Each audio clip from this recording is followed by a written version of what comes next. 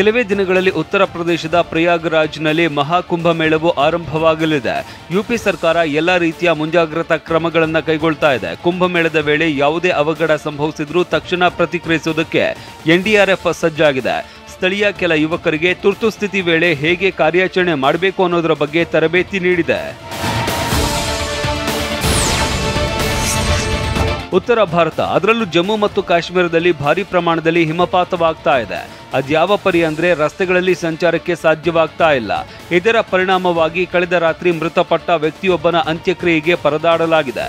ಕೊನೆಗೆ ಸೇನೆಯ ನೆರವಿನಿಂದ ಮೃತನ ಅಂತ್ಯಕ್ರಿಯೆ ನೆರವೇರಿಸಲಾಗಿದೆ. ಇಮೇಲ್ ಮತ್ತು ವಿಡಿಯೋ ಕಾಲಿಂಗ್ ಜಮಾನದಲ್ಲಿ ಪ್ರಾಮುಖ್ಯತೆ ಕಳೆದುಕೊಂಡಿರುವ ಅಂಚೆ ಇಲಾಖೆಗೆ ಹೊಸ ಚೈತನ್ಯ ನೀಡೋದಕ್ಕೆ ಮುಂದಾಗಿದೆ. ಕೇಂದ್ರ ಸಂವಹನ ಖಾತೆ ಸಚಿವ ಜ್ಯೋತಿರಾದಿತ್ಯ ಸಿಂಧಿಯಾ ಅಂಚೆ ಇಲಾಖೆ ವತಿಯಿಂದ ಲಾಜಿಸ್ಟಿಕ್ಸ್ ಸೇವೆ ಆರಂಭಿಸುವುದಕ್ಕೆ ಮುಂದಾಗಿದ್ದಾರೆ.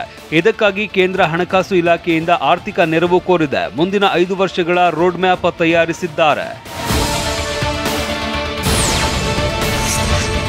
ಲಡಾಖ್ನಲ್ಲಿ ಮರಾಠ ವಾರಿಯರ್ ಛತ್ರಪತಿ ಶಿವಾಜಿ ಮಹಾರಾಜ್ ಪ್ರತಿಮೆ ಅನಾವರಣವಾಗಿದೆ.